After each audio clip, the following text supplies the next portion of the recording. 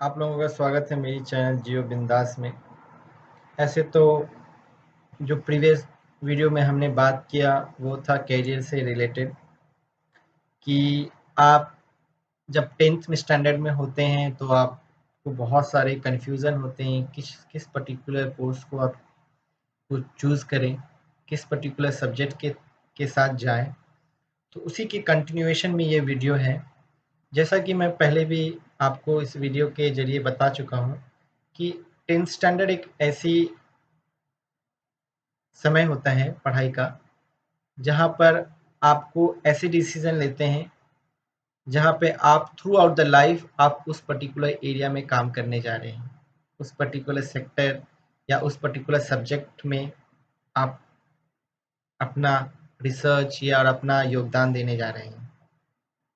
तो यहाँ पे ये चूज़ करना बहुत ही ज़रूरी है कि क्या आप लॉन्ग टर्म के लिए जो भी सब्जेक्ट चूज़ कर रहे हैं, क्या उस पे आप मेहनत कर सकते हैं?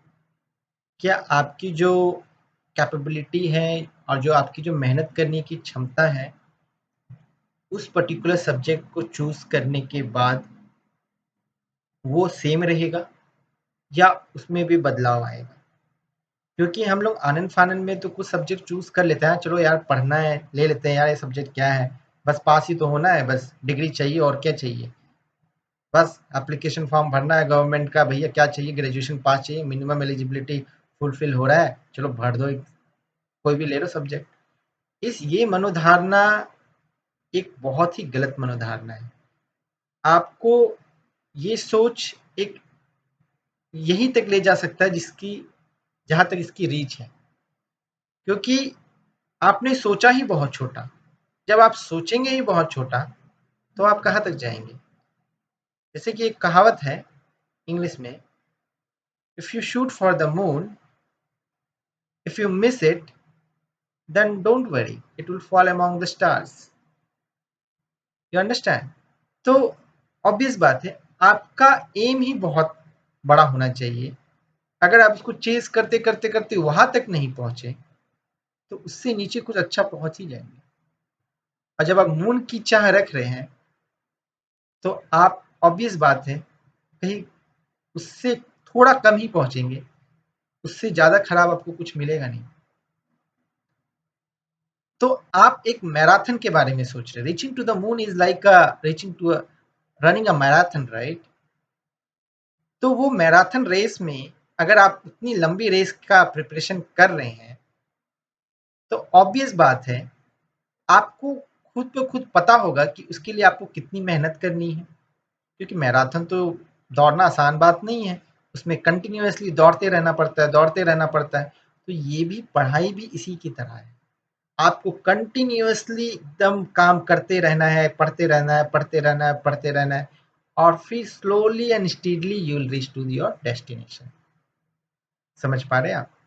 तो ये जो मैराथन की रेस है, क्या आप बहुत आसानी से तय कर सकते हैं? क्या रुक-रुक के कर सकते हैं? क्या ब्रेक लेके कर सकते हैं हमेशा कुछ-कुछ थोड़े-थोड़े माइल्स पे? नहीं। Marathon is a kind of race where continuously you have to make an effort. So in a similar way, choosing a subject and working on it will decide that how your future is going to be. तो basically आप इसको इस तरह से समझ सकते हैं, जैसे कि आप कोई सब्जेक्ट ले लिए, ठीक है, जस्ट फॉर अ सेक, ठीक है, उस पर्टिकुलर सब्जेक्ट में पास हो जाएंगे, मेरे को इंटरमीडिएट पास करना है, ठीक है, प्लस टू पास करना है, उसके बाद ठीक है ग्रेजुएशन देखना है। अगर आप ये सोच के लेंगे तो आप प्लस टू तो पास हो जाएंगे घिस ताज के, बट जब आप अदर सब्जेक्ट में जब आप अपना कैरियर बनाने की सोचेंगे, जैसे मान लीजिए कि आप प्लस टू करके अगर आप ग्रेजुएशन में जब आप नाम लिखाते हैं, उसके बाद आप जॉब के लिए अप्लाई करेंगे, तो आपकी इस रवैया के कारण, चलो यार ले लेते हैं तो सिर्फ पास होके और फिर ग्रेजुएशन में नाम लिखा लेंगे, एक डिग्री मिल जाएगा, उसके बेसिस पे कहीं भी जॉब अप्लाई कर देंगे। ये रवैया आपको बहुत ही घातक सिद्ध होगा। क्योंकि क्योंकि इतनी ज़्यादा वास्ट पॉपुलेशन है जिसमें आपको अपनी पहचान बनानी है, और इसमें पहचान तो ऐसे बनती नहीं है। पहचान बनाने के लिए आपको में कुछ तो अलग होना चाहिए जो दूसरों में नहीं है, तब ना दुनिया आपको रिस्पेक्ट करेगी। दुनिया झुकती है, झुकाने वाला चाहिए। दुनिया झुकती है, झुकाने वाला चाहिए। तो यही बात है, आप वो झुकाने वाले लोगों में से हैं या झुकने वाले लोगों में से हैं, आपको डिसाइड करना है। आप समझ रहे हैं? आपको कोई नहीं झुका सकता अगर आपको आपकी सब्जेक्ट पे, आपको अपनी एरिया पे, और प्लस उसमें जो चेंजेस आ रहे हैं उस एरियाज में, आप उस पे पैनी नज़र बनाए रखें और उसको सीखते रहें। चाहे वो देश का पॉलिटिशियन हो, पॉलिटिशियन क्या करते हैं, जो भी उसके आसपास जो अपोनेंट होते हैं वो हमेशा उनके गतिविधियों का ध्यान रखते हैं कि वो क्या कर रहे हैं, क्या नहीं कर रहे हैं। हमेशा वो जो शब्दों का बाण चलाते रहते हैं। आप समझ रहे हैं ना? कि तो उनका वो काम है। तो वो हमेशा हर दल के लोगों में कहाँ पे क्या है, डिस्प्यूट आ रहा, कहाँ क्या प्रॉब्लम आ रहा, कैसे लोगों को हैंडल करना है, सब चीज़ें उनको पता होता है। तो वो अपने एरिया में बहुत काम कर रहे हैं।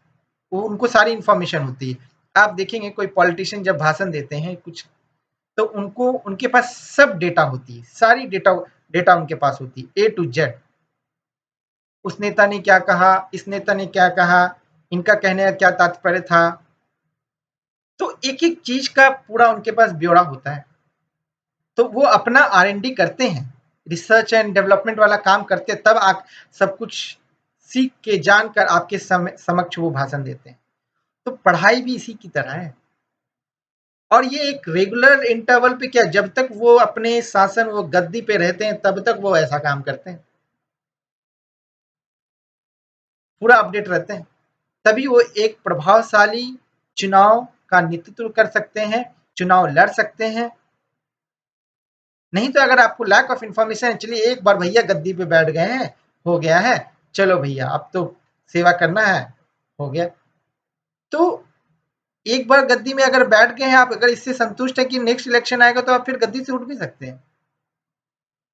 तो ये ना हो, आपका जो विनिंग प्रक्रिया है वो बरकरार रहे सालों दर सालों, तो इसके लिए आपको अपडेट रहना बहुत जरूरी है, प्रेजेंट सिनेरियो के साथ, प्रेजेंट सिचुएशन के साथ। और यही बात आपकी पढ़ाई में भी लागू होती है। हम पढ़ाई तो कर लेते हैं, डिग्री तो ले लेते हैं, पर उस पर्टिकुलर एरिया में क्या कोई चीज स्थिर है? यहाँ पे सब समयानुसार चेंज हो रहा है। आपकी टेक्नोलॉजी, आपकी बॉडी, आपका इन्वायरमेंट, लोग, सो सब चीज चेंज हो रहा। तो आपका जो नॉलेज जो आपने गेन किया, जो आपने एक पर्टिकुलर टाइम तक जो पढ़ाई किया है, उसमें भी तो इन्हांसमेंट होगा। और वो इन्हांसमेंट जब होती है तो उस पे हमारा फोकस नहीं जाता है, और उसको हम सीखने की भी कोशिश नहीं करते हैं, और हम पीछे रह जाते हैं। जैसे आज आज आज कंप्यूटर के क्षेत्र में, आज नेटवर्किंग के क्षेत्र में इतने सारे डेवलपमेंट हैं। जो भी पुराने लोग हैं जो सरकारी दफ्तर में काम कर रहे हैं, उनमें कागज कलम से ही काम करने की आदत थी, बट आज सारा चीज कंप्यूटराइज्ड हो गया है। अब उनको सॉफ्टवेयर के साथ काम करना है। तो बहुत सारे लोग काम कर ही नहीं पा रहे, वो लोग असमर्थ हैं। वो क्यों असमर्थ हैं? क्योंकि वो समय के अनुसार जो चेंजेस हो रहे हैं उसमें उन्होंने फोकस नहीं रखा, उन्होंने इसमें ध्यान नहीं दिया, और जिसके कारण वो सरकारी दफ्तर में काम करने के बावजूद उनको वहां से हटना पड़ रहा है, या उनको बाय फोर्स सीखना पड़ रहा है। ठीक है, आप मत सीखिए ना, आपके एरिया एक्सपर्टाइज में अगर वो चीजें नहीं आता है तो आप मत सीखिए। पर जो भी जरूरी चीजें हैं, आपको कंप्यूटर में आपको काम करना है तो पता होना चाहिए भाई, कंप्यूटर खोलते कैसे, बंद कैसे करते हैं, ओपन करते, सॉफ्टवेयर ओपन कैसे करते हैं, उसको क्लोज कैसे करते हैं, क्या क्या मेनू और सब मेनू में आपको क्लिक करना है। तो ये सब चीजें तो आपको पता होनी चाहिए।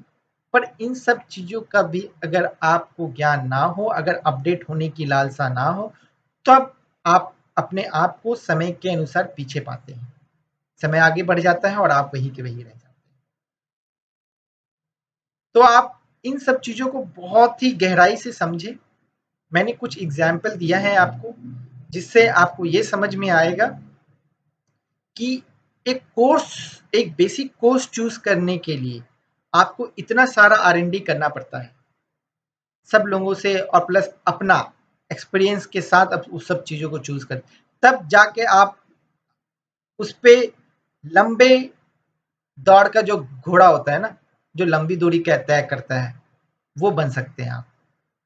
तो उसके लिए आपको बहुत सारे क्षमताओं के साथ, बहुत सारे विकल्पों के साथ आगे बढ़ना पड़ेगा। हम ये नहीं कह रहे हैं कि आप जिस पर्टिकुलर एरिया को चूज़ किया आप उसमें अच्छा कर ही जाएँगे, क्योंकि आपको बहुत सारे अनसर्टेनिटी का भी फेस करना पड़ता है। आप जिस पर्टिकुलर सब्जेक्ट को चूज़ करते हैं, उसमें भी बहुत सारे अनसर्टेनिटी होते हैं।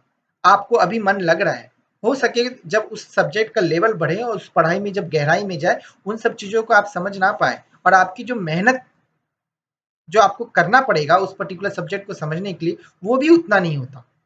जब मेहनत और समझदारी, ये दोनों एक दूसरे से जुड़ी हुई चीज़ है। आप ज़्यादा मेहनत करेंगे, आप ज़्यादा काम करेंगे, आप ज़्यादा चीज़ों को समझेंगे, सब्जेक्ट को बेटर वे में अंडरस्टैंड करेंगे। बट अगर आप मेहनत में कामचोरी करेंगे तो आपको सब्जेक्ट भी का ज्ञान भी वैसे ही होगा कामचोर वाला। तो इन सब चीज़ों में सामंजस्य बनाने के लिए आपको सारी चीज़ों को एक तरह से सोचना है, उस पे मंथन करना है और आपको ये इस निर्णय पे आना है, क्या हम इस पर्टिकुलर एरिया में, इस पर्टिकुलर सब्जेक्ट में लंबे समय तक काम कर सकते हैं कि नहीं? अगर आप लंबे समय तक काम कर सकते हैं, तो यू आर द बेस्ट। आप वो सब्जेक्ट चूज़ कीजिए और पढ़ाई कीजिए। आप देखिए आपको फिर कोई नहीं रोक सकता। Thank you for watching.